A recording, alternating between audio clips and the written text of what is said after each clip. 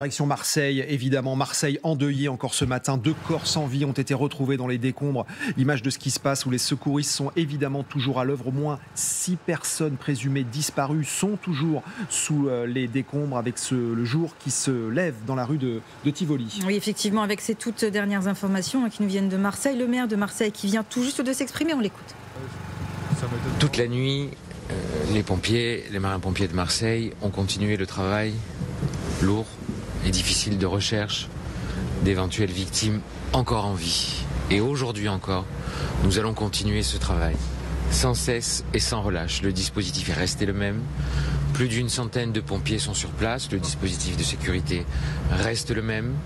Nous avons de notre côté aussi, Ville de Marseille, bataillon des marins-pompiers, continuer le dispositif d'accueil des familles, puisque des moments difficiles pour certaines familles vont commencer, puisque pour les personnes qui sont délogées aussi, il faut un accompagnement humain, digne, à la hauteur du drame qu'ils sont en train de vivre.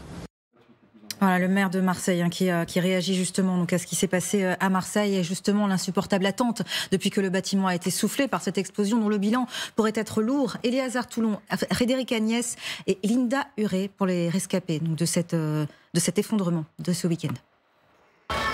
Ils sont sortis des immeubles voisins en silence, mais complètement désorientés quelques minutes seulement après l'explosion. On a couru dehors. On s'est pris la main et voilà, et on est un peu choqués.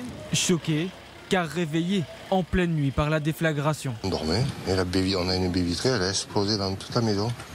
On a entendu les gens crier, mais on croyait que c'était un cauchemar, c'est plus où on était. En tout, 179 personnes habitant dans une trentaine d'immeubles situés aux alentours ont été évacuées. Une partie d'entre eux mise en sécurité dans cet hôtel. Vers 8 h, les pompiers nous ont demandé de prendre des affaires et qu'il fallait évacuer rapidement. Aouda et son fils sont encore traumatisés par ce qu'ils ont vécu. C'était un gros boom. Ça a éclaté le verre qui était dans ma chambre. C'est allé sur le lit où il n'y avait personne parce qu'il y a 2 lits dans la chambre. Si certains ont pu emporter quelques affaires, pour d'autres partis avec le strict minimum, interdiction de rentrer chez eux. Les autorités, en fait, ils m'ont dit qu'on ne peut pas rentrer, quoi.